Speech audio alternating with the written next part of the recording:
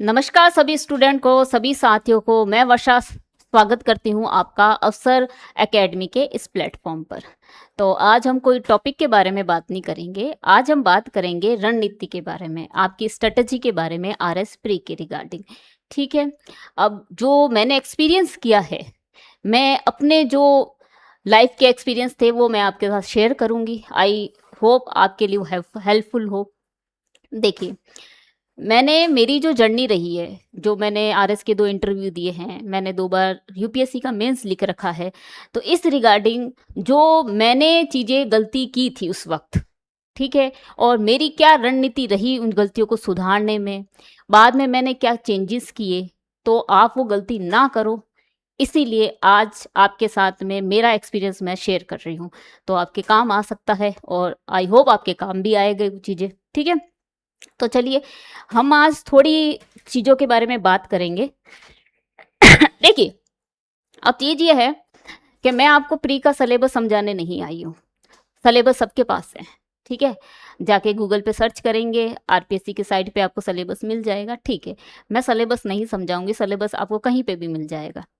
मैं ये समझाऊंगी आज आपको, या समझाना का कह सकते हैं, या फिर जो मैंने गलतियां की है और उन गलतियों को मैंने कैसे सुधारा है, वो जो एक्सपीरियंस था मेरी लाइफ का, मैं आपके साथ वो शेयर करूंगी। तो आप वो गलतियां ना करो, ठीक है, और आपका फर्स्ट टाइम ही प्री मेंस और आपका इंटरव्यू भी क्लियर हो जाए। तो चलिए, आज हम बात करेंगे आपके आरएस का जो प्री है। पहले कब था आपका? आपका पहले 29 नवंबर को डिसाइड हुआ था। अब डेट चेंज हो गई है, आपकी 6 दिसंबर कर दी गई है, ठीक है। ये कैंसिल हो गई है, अब ये डेट आपकी कर दी गई है, तो इसका ध्यान रखिएगा। अब चलिए कुछ बातें करते हैं आपसे, एक चीज़ पूछते हैं आपसे। जितने भी मेरे साथी या स्टूडेंट ये वीडियो देख रहे हैं, तो मुझे एक बात बताइए कि आप आरएस की प्री की प्रिपरेशन कर रहे हैं या आप सिलेबस कंप्लीट कर रहे हैं? ये क्वेश्चन मेरा आपसे भी है, और ये क्वेश्चन आप खुद से भी पूछिए कि क्या मैं आरएस प्री की प्रिपरेशन कर रहा हूँ, या मैं आरएस प्री का सिलेबस ओनली कवर कर रहा हूँ या कंप्लीट कर रहा हूँ। ये सवाल जो मैंने पूछा है, ये वीडियो जब तक खत्म होगा ना, इस सवाल का जो आंसर है वो आपको मिल जाएगा, ठीक है, कि मैं ऐसा क्यों पूछ रही हूँ और क्या रीज़न है। तो चलिए बताते हैं। तो आज हम 3 स्टूडेंट्स के बारे में बात करेंगे। वो कौन कौन से 3 स्टूडेंट हैं, पहले उनके बारे में बात कर लेते हैं। पहले तो वो स्टूडेंट जिनका फर्स्ट टाइम अटेम्प्ट है, मतलब वो पहली बार आरएस प्री दे रहे हैं। सेकंड वो है जो सेकंड टाइम दे रहे हैं। और थर्ड वो है जिनको मैं भोमिया बोलती हूँ, ठीक है, और हम भी उसी कैटेगरी में आते हैं, जो मल्टीपल बार आपके आरएस प्री दे चुके हैं, क्लियर कर चुके हैं, उसके बाद में वो मेंस दे चुके हैं, और कई बार उनके मेंस भी क्लियर हुए हैं, इंटरव्यू तक भी वो पहुंचे हैं। ये आते हैं थर्ड कैटेगरी के अंदर, जिनको भोमिया कहा जाता है राजस्थान के अंदर, ठीक है। चलिए, एक थोड़ा गला खराब है आज मेरा। हाँ, तो एक एक करके इनके बारे में बात करते हैं हम। अगर आप फर्स्ट टाइम अटेम्प्ट दे रहे हैं, तो कुछ चीज़ों का आपको ध्यान रखने की बहुत ज़्यादा ज़रूरत है। वो क्या चीज़ें हैं, इनके बारे में बात कर लेते हैं। फर्स्ट टाइम जो अटेम्प्ट देते हैं स्टूडेंट, उनमें काफ़ी जोश होता है। अरे ये भी पढ़ लेंगे, वो भी पढ़ लेंगे, अच्छा मेरा दोस्त क्या पढ़ रहा है, अच्छा कहाँ से पढ़ा है, वो भी पढ़ लेंगे। अब होता है इनके साथ ये है कि ये जिस कोचिंग को ज्वाइन करते हैं, या फिर ये ऑनलाइन कोचिंग ले रहे हैं, या ये सेल्फ स्टडी कर रहे हैं और कहीं से इन्होंने मैटर लिया है। जैसे इन्होंने राजस्थान हिस्ट्री पढ़ रहे हैं, ये अगर राजस्थान हिस्ट्री पढ़ रहे हैं, तो एक कोचिंग जहाँ इन्होंने ज्वाइन की कर रखी है और जो मटेरियल इनके पास है वो पढ़ रहे हैं, ठीक है। इसके अलावा इनको पता चल जाता है कि इनकी दोस्त कई दूसरे कोई टीचर की बुक लेके आया है, या टेलीग्राम पे कोई नया मैटर आया है, या फिर और कोई पीडीएफ वगैरह इस सब्जेक्ट से रिलेटेड कहीं आ गई है, तो वो सारी लेके आके पढ़ेंगे। आप यही ये गलती करते हैं, और आपको ये नहीं करना है। आपके पास राजस्थान हिस्ट्री का जहां से पहली बार आपने मैटर पढ़ा है, आपको बार बार वही पढ़ना है। 10 जगह का मैटर लाके एक ही सब्जेक्ट का पढ़ने से अच्छा है इसी एक ही सब्जेक्ट को आप 10 बार पढ़ो, ठीक है, तब जाके आपका सब्जेक्ट स्ट्रांग होगा। तो आपको एक ही सब्जेक्ट के मल्टीपल सोर्सेज आपको नहीं पढ़ने। आपके पास जो ऑलरेडी है, आपने पढ़ रखा है, वही आपको पढ़ना है। कुछ नया ऐड ऑन करना है तो उसी नोट्स के अंदर आप ऐड ऑन कर दीजिए, ठीक है। पहली गलती ये है इनकी, तो ये आपको सुधारनी है। दूसरा ये है कि जो फर्स्ट टाइम स्टूडेंट जो अटेम्प्ट दे रहे होते हैं आरएस प्री का, इनको ऐसा लगता है कि हमने सिलेबस कंप्लीट कर लिया तो मतलब प्रिपरेशन कंप्लीट हो गई। ये गलत है। सिलेबस कंप्लीट करना और प्रिपरेशन पूरी होना, इसमें रात दिन का फर्क है। आपने सिर्फ सिलेबस कंप्लीट किया है। अगर आप उस स्टेज तक पहुंचते हैं जहां पे आपकी प्रिपरेशन अच्छी है, उस स्टेज पे पहुंचने के लिए आपको सिलेबस के अलावा, सिलेबस कंप्लीट हुआ, उसका रिवीजन भी बहुत ज़्यादा करना पड़ेगा, मल्टीपल बार करना पड़ेगा। इसके बाद में आपको उसके मॉक टेस्ट लगाने पड़ेंगे, और मॉक टेस्ट में आपको देखना पड़ेगा कि आपके कौन सा सेक्शन आपका वीक है, तो उसको आपको वापस पढ़ना पड़ेगा। उसके बाद में मॉक टेस्ट दिए, मॉक टेस्ट के बाद में आपने जहाँ पे भी टेस्ट सीरीज ज्वाइन कर रखी है वहाँ जाके टेस्ट दो, और टेस्ट देने के बाद में उसको एनालाइज भी करो। मैम ऐसे कैसे? टेस्ट दे के आते हैं बच्चे, उसको रोल बनाते हैं और फेंक देते हैं, हो गया टेस्ट दे दिया तेरे भाई ने तो आज क्या है, जीत लिया है, ठीक है। अरे नहीं भाई, टेस्ट दे दिया है ना आपने। अब जब आप रूम हॉस्टल जहाँ पे भी रहते हो वहाँ आओ, एक चाय का कप लो, पियो बैठे आराम से, और देखो पेपर खोल के कि भाई मन के अंदर तो पता है ना कि कितने सही हुए हैं कितने गलत हुए हैं। पेपर खोल के एनालाइज करो, मैं कहाँ मिस्टेक कर रहा था या कर रही थी, कौन से ऐसे क्वेश्चन है स्टेटमेंट के, मैच द फॉलोइंग के, या सिंपल जो क्वेश्चन आते हैं डायरेक्ट वाले, मैं वो अटेंड कर पा रहा था या कर पा रही थी या नहीं, मेरी गलतियां तो नहीं हो रही थी, कहीं दो क्वेश्चन में मैं जो ऑप्शन होते हैं उसमें मैं कंफ्यूज तो नहीं हो रहा था। ये चीजें आपको देखनी है वहां पे, ठीक है। इससे क्या होगा, आप खुद को क्या करोगे, एनालाइज कर पाओगे कि मेरी गलतियां क्या कहाँ हो रही है। मॉक टेस्ट या फिर आप टेस्ट सीरीज वगैरह इसलिए ज्वाइन करते हो कि जो गलतियां करनी है वही कर लो, मेन एग्जाम में आपको गलती बिल्कुल भी नहीं करनी है। तो सबसे पहला क्या है, सबसे पहला है कि एक सोर्स को 10 जगह से पढ़ने से अच्छा है जो आपने सोर्स पढ़ रखा है उसी को पढ़ो। सेकंड क्या है, जो आपने आज पढ़ा है, जैसे आपने आज क्लाइमेट वाला राजस्थान ज्योग्राफी का क्लाइमेट का अगर आपने कोई टॉपिक कंप्लीट किया है, तो दूसरे दिन अगर आप सॉइल वाला पढ़ रहे हो तो पहले क्लाइमेट को क्या करोगे, 1 घंटे का रिवीजन करोगे। 4 घंटे लगे हो लेकिन रिवीजन में 1 घंटा ही लगता है।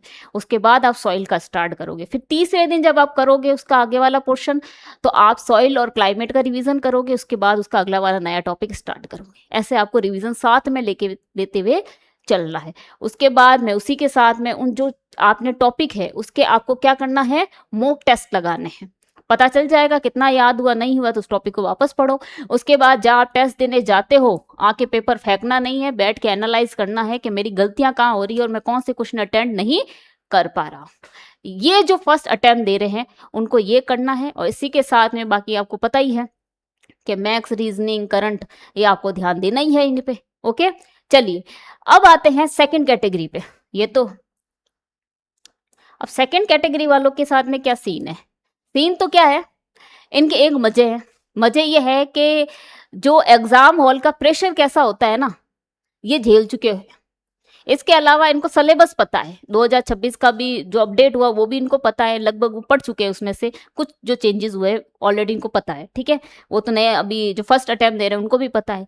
लेकिन इनके साथ एक बहुत बढ़िया चीज है, एक तो इन्वायरमेंट कैसे था प्रेशर का वो झेल चुके हैं, सिलेबस सारा पता है, पढ़ सारा चुके हैं प्री के रिगार्डिंग। ओके, लेकिन इनके साथ एक बहुत बड़ी दिक्कत हो जाती है। क्या दिक्कत होती है इनके साथ में, ओवर कॉन्फिडेंस। मैम ये क्या है, होता यह है कि जब सेकंड बार अटेम्प्ट दे रहे होते हैं ना तो काफी चीजें फेमिलियर लगती है, अरे ये भी पढ़ रखा है, ये भी पढ़ रखा है, ये तेरा भाई एंड टाइम पे भी कर लेगा, कोई दिक्कत नहीं है, मैं यूं यूं निपटा दूंगा एक दिन के अंदर ये सब्जेक्ट। इस चक्कर में क्या होता है कि ये जो सिली मिस्टेक्स होती है ना एग्जाम के अंदर, इनकी खूब होती है, खूब होती है। इनको लगता है सब कुछ आता है, और फिर जब ये वहां पे पेपर देने बैठते हैं तो दो क्वेश्चन, दो ऑप्शन में कंफ्यूज हो रहे होते हैं, अरे यार ये है या ये है, ये है या ये है, ठीक है। वो कंफ्यूजन इसलिए होती है कि उन्होंने ढंग से उसको रिवाइज नहीं किया है। तो आपको ओवर कॉन्फिडेंस बिल्कुल भी नहीं होना है, ठीक है। बिल्कुल भी नहीं होना है। चाहे चीज़ें फ़ैमिलियर भी रही हो, लेकिन आपको ढंग से वापस प्री की तैयारी करनी है। आपको थोड़ा उन चीज़ों को, सब्जेक्ट को या उन टॉपिक्स को कवर करने में कम टाइम लगेगा। फर्स्ट जो पहली बार दे रहे हैं ना, उनसे आपको कम टाइम लगेगा, लेकिन रिवाइज़ आपको भी करना है, क्योंकि कन्फ्यूज़न हो जाती है। चीज़ें फिर लगती है ये होगा या ये होगा, अरे यार मैंने पढ़ा तो है, अब याद नहीं आ रहा है, वो दिक्कत हो जाती है इनके साथ में। और इसके अलावा है कि आपको जो राजस्थान इकोनॉमिक सर्वे है, आपको करंट है, ये भी आपको लेके चलना है। और सबसे बड़ी बात, जो सेकंड अटेम्प्ट दे रहे हैं उनको ध्यान में ये चीज रखनी है कि पिछली बार जो गलतियां की है ना, उनको नोट कर लो। इस बार वो गलती आपको बिल्कुल भी नहीं करनी है। जैसे एक एग्जाम्पल देती हूँ कि आपने अगर पिछली बार 65 क्वेश्चन अटेंड किए थे, ठीक है, फिर भी अगर आपका सिलेक्शन नहीं हुआ, तो इसका मतलब ये नहीं है कि आपको क्वेश्चन बढ़ाने की जरूरत है या आपको क्वेश्चन ज्यादा अटेंड करने की जरूरत है, बिल्कुल नहीं। या फिर आपने अगर 90 क्वेश्चन है ना उस वक्त अटेंड किए हो और फिर भी आपके मार्क्स नहीं आए और आपके नेगेटिव मार्किंग में चले गए, तो आपको लगता है कि अब क्या यार, मैंने क्वेश्चन ज्यादा भी अटेंड किए हैं तो क्या चीजें मुझे आती नहीं थी? आपको चीजें आती थी, लेकिन हुआ यह है, क्या हुआ है, डिसीजन, किस चीज का डिसीजन आपका, कि आपके क्वेश्चन चूज करने का जो डिसीजन था ना, वो आपका गलत हो गया है कि आपको कैसे क्वेश्चन अटेंड करके और किस ढंग से उसकी अप्रोच करनी है ये। और अगर आपने 70 से 75 क्वेश्चन भी आपने अगर अटेंड किए हो और फिर भी आप कट ऑफ से बाहर रहे हो, तो इसका मतलब ये है कि कहीं ना कहीं सिली मिस्टेक्स आपसे हुई है। मतलब कुल मिला के अगर मैं तीनों का पैटर्न देखूं, तो तीनों के मिला के एक ही चीज है सेकंड वालों के लिए, कि एक तो जो क्वेश्चन का डिसीजन होता है कि कौन से क्वेश्चन आपको अटेंड करने हैं, उसका ध्यान रखिए। दूसरा है कि ये 70 या 75 क्वेश्चन अटेंड करने के बाद भी कट ऑफ से बाहर होते हैं, तो मतलब आप बहुत ज़्यादा सिली मिस्टेक्स कर रहे हैं और आप बाहर हो रहे हैं। और तीसरी है कि कम क्वेश्चन अटेंड कर रहे हैं, तो मतलब यही है कि क्या हो रहा है आपका, कि आपकी एक्यूरेसी बिल्कुल भी नहीं है। कुल मिला के तीनों को, आप भले 65 अटेंड करो, चाहे 90 अटेंड करो, चाहे 70 या 75 अटेंड करो, डिसीजन अच्छा होना चाहिए कौन से क्वेश्चन अटेंड कर रहे हो ध्यान से। सिली मिस्टेक्स नहीं होनी चाहिए, क्वेश्चन में एक्यूरेसी होनी चाहिए आपकी। भले आप कोई भी इस कैटेगरी में किसी में भी आते हो, ये चीजें कॉमन है सब में। तो क्वेश्चन बढ़ाने से, क्वेश्चन घटाने से या क्वेश्चन मीडियम रखने से कुछ नहीं होगा। ये जो आप छोटी मोटी गलतियां बीच में करते आ रहे हो ना, ये आपको सुधारने की जरूरत है। और इस एग्जाम में इस बार वो गलतियां नहीं होनी चाहिए। जो इंपॉर्टेंट टॉपिक छोड़ के चले गए थे इस बार एग्जाम में आ गए थे, एक तो वो नहीं छोड़ने हैं। इसके अलावा जो छोटी छोटी गलतियां करते थे ना बीच में और जिसको नजरअंदाज करते हुए चल रहे थे, वो नहीं करना है। आपको भी टेस्ट देने के बाद में टेस्ट का एनालाइज करना है और आपको भी दबा के रिवीजन करना है, ठीक है। तो ये सेकंड वाले। अब आते हैं भूमिया पे, जो हमारे भूमिया जी है उन पे आते हैं, थर्ड अटेम्प्ट वाले, ठीक है। इनके साथ में बहुत बड़ी दिक्कत है, सबसे ज्यादा ना कह सकते हैं ना कि दुखी यही है। होता ही वो एक प्री क्लियर हो जाता है, लेकिन मेंस या तो अच्छे नंबर से पास नहीं होता है, पास भी हो जाए तो इंटरव्यू में ढंग से नंबर नहीं मिलते, वो बहुत आगे का सीन है। लेकिन अभी हम सिर्फ प्री की बात करेंगे इनके लिए। रीजन ये है कि 2026 में आपके एक तो सिलेबस चेंज हुआ है, दूसरा है कि आरपीएससी ने प्री का पैटर्न भी काफी चेंज कर दिया है। स्टेटमेंट के क्वेश्चन ज्यादा देता है, एनालिटिकल क्वेश्चन ज्यादा देता है, तो इस चीज का आपको इस बार ध्यान रखना है। आप अगर अभी तक मेंस की तैयारी कर रहे हैं तो करिए, कोई दिक्कत नहीं है। लेकिन प्री का जब एग्जाम है उससे 2 महीने पहले मेंस की तैयारी को साइड में रख के ओनली आपको प्री पे फोकस करना है। अब प्री पे फोकस करना किस पे है कि आपने चीजें तो काफी पढ़ रखी है, एक तो आपको रिवाइज आप करोगे तो जल्दी हो जाएगी चीजें। आपको राजस्थान इकोनॉमिक सर्वे ढंग से पढ़ के जाना है। मैथ्स और रीजनिंग की वापस प्रैक्टिस कर लीजिए, प्रैक्टिस छूट जाती है तो उसमें भी दिक्कत होती है। करंट आपको पता है कैसे पढ़ना है, कहाँ से कितने महीने का आएगा, 6 महीने का या 7 महीने का आपको पढ़ना होता है जब एग्जाम से पहले का, ठीक है। तो वो आपको सब इसमें देखना है, ये सभी के लिए ही है। लेकिन थर्ड वालों के लिए ये है कि भाई तुम 2 महीने पहले तो लगभग प्री की तैयारी स्टार्ट कर देना। तुम भी ओवर कॉन्फिडेंस मत होना, क्योंकि होता यह है कि मोस्टली जिसने मल्टीपल बार है ना मेंस दे रखे हैं, प्री क्लियर कर रखे हैं, उनका प्री हो जाता है। लेकिन उनकी भी कुछ कुछ गलतियां होती है ना, उनको प्री से भी बाहर कर देती है। तो ये गलतियां आपको नहीं करनी है। और आपके लिए एक और टिप है कि आप जब मेंस की भी अगर प्री के बाद में तैयारी करो, तो थोड़ा आपने जो मेंस में आपकी जो आंसर राइटिंग होती है ना, उसको आप थोड़ा सुधार लेना। रीज़न ये होता है कि आता सब कुछ है, लेकिन जो प्रेजेंटेशन होती है उसमें लिखना क्या है, फैक्ट याद नहीं रहते। तो उन चीज़ों का थोड़ा ध्यान रखना। उस बारे में हम जब मेंस होगा उस वक्त बात कर लेंगे, कोई दिक्कत नहीं है। लेकिन अभी फिलहाल मैं प्री के बारे में बात कर रही हूँ, क्योंकि प्री क्लियर होगा तभी आप मेंस तक पहुँच पाओगे। तो ये तीनों के लिए टिप्स है। कि अब एक कॉमन टिप्स तीनों के लिए ही बता देती हूँ, कि चाहे थर्ड वाले हो, भूमिया हो, चाहे सेकंड वाले हो, चाहे फर्स्ट वाले हो, ठीक है, चाहे आपने कितनी बार भी मेंस और इंटरव्यू दे रखा हो, चाहे आप सेकंड अटेम्प्ट में दे रहे हो, चाहे आप पहली बार जोश के साथ दे रहे हो, एक चीज है सब में कॉमन रहेगी, रिवीजन, मॉक टेस्ट, टेस्ट दे के आना है, वापस एनालाइज करना है, ओवर कॉन्फिडेंस नहीं होना है, खुद की गलतियों को सुधारना है, बार बार वो चीजें रिपीट नहीं करनी है। मॉक टेस्ट में या टेस्ट जहां आप देते हो टेस्ट सीरीज, वहां पे गलतियां करके सुधार लो जो सुधारना है, ठीक है, बाद में गलतियां नहीं होनी चाहिए आपकी, क्योंकि यहाँ गलतियों का मौका है हमारे पास में, कर लो जितनी हो सके। और एक जो मेंटली आप जो वीक हो जाते हो ना, कैसे कि आपका जो दोस्त है वो 10 घंटे पढ़ रहा है, आप सोचते हो यार ये तीनों के साथ में, ये चीज़ों तीनों के साथ में होती है, और आप 5-6 घंटे ही पढ़ रहे हो, और आप लगते हैं यार ये 10 घंटे पढ़ रहा है, 12 घंटे पढ़ रहा है। उस चीज़ को साइड में रखो, किसी को किसी से कोई मतलब नहीं होना चाहिए। जब आप तैयारी में हो तो आप अपना पहचानो कि भाई मेरे में कितनी ना क्षमता है, मैं कितनी देर बैठ के पढ़ सकता हूँ। सबका बायोलॉजिकल क्लॉक अलग होता है उठने बैठने का, कि कोई जल्दी उठ के ना पढ़ता है, कोई देर रात को पढ़ता है, कोई 10 घंटे पढ़ लेता है, कोई 5-6 घंटे पढ़ के ही उस चीज़ को याद कर लेता है। तो ये अपनी अपनी क्षमता होती है। शायद उस टॉपिक को आप 5 या 6 घंटे में कवर करते हो, आपको 10, आपके दोस्त को 10 घंटे लग रहे हो, ठीक है ना। तो वो आप उसमें किसी को भी जज मत कीजिए। और सबसे बड़ी बात है कि कचरा इकट्ठा मत कीजिए। जो इंपॉर्टेंट चीजें हैं, क्या पढ़ना है, कैसे पढ़ना है, किस अकॉर्डिंग पढ़ना है, उस पर ज्यादा फोकस करिए। आपका दोस्त अगर 10 जगह से एक ही सोर्स को पढ़ रहा है तो पढ़े, आप मत पढ़ो। आप जहां से पढ़े उसी को 10 बार पढ़ो। इसके अलावा किसी पे कोई ध्यान देने की या बातों पे जरूरत नहीं है। फोन बंद कर लो 2-3 महीने। हाँ, पापा मम्मी है तो वो उनको पता है बच्चा पढ़ रहा है, ठीक है। बहुत ज्यादा काम हो तो जिस लाइब्रेरी वगैरह जाते हो, जहाँ पे रहते हो मकान मालिक के, वहां पे उसके नंबर दे के रख लो कि आप मम्मी पापा को बोल दो, घर वालों को कोई बहुत ज्यादा अर्जेंट हो जाए तो इनको कॉल कर दिया करो, मेरा फोन इस टाइम खुलेगा। बस एक टाइम फिक्स कर लो, इस टाइम मेरा फोन खुलेगा, मैं कॉल करूंगा, ठीक है। या फिर लाइब्रेरी में जाते हो तो कह दो भाई मैं इस टाइम से लेके इस टाइम तक लाइब्रेरी रहता हूँ, अगर इस बीच में बहुत ज्यादा इंपॉर्टेंट काम हो तो कॉल कर दो, अदरवाइज मत करो, ठीक है। मैं कर दूंगा, एक टाइम फिक्स रखो। दोस्त यारी, गर्लफ्रेंड बॉयफ्रेंड जो भी है सबको साइड में रखो अभी, और सिर्फ पढ़ाई करो। क्योंकि सही बात यह है कि फाइनल सिलेक्शन ही सब याद रखते हैं, आपकी मेहनत या आपने क्या कॉम्प्रोमाइज किया है अपनी जिंदगी को वो कोई याद नहीं रखेगा।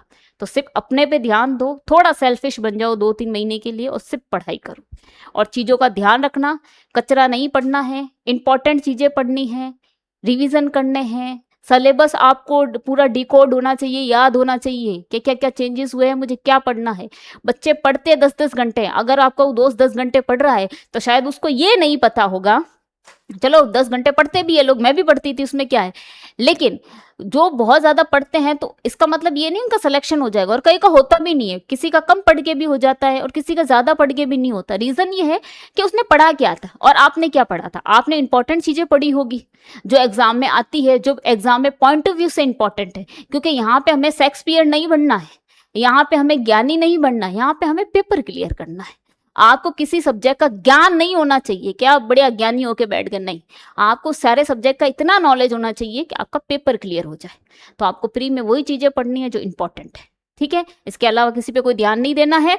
तो चलिए, जो मेरा एक्सपीरियंस था इतने सालों का, कि मेरे जो ना प्री का था, मेंस का था, जब आपके इंटरव्यू कॉल होगा तब उस बार बात करेंगे, जब आपका मेंस आएगा तो उस बारे में बात करेंगे। जितना मेरा एक्सपीरियंस था लाइफ का, जो मैंने फेस किया, जो मैंने गलतियां की, वो आप मत कीजिएगा, ठीक है। तो आई होप ये जो इन्फॉर्मेटिव वीडियो है ये आपके काम आएगा। तो मिलते हैं अगले वीडियो में सबको। और जो इस बार RS प्री का एग्जाम दे रहे हैं उन सभी साथियों को, उन सभी स्टूडेंट को बहुत बहुत शुभकामनाएं। आप प्री क्लियर करो और आप डंके की चोट पे मेंस क्लियर करो और इंटरव्यू में भी आप अच्छे मार्क्स लाओ, ठीक है। चलिए, good bye and take care.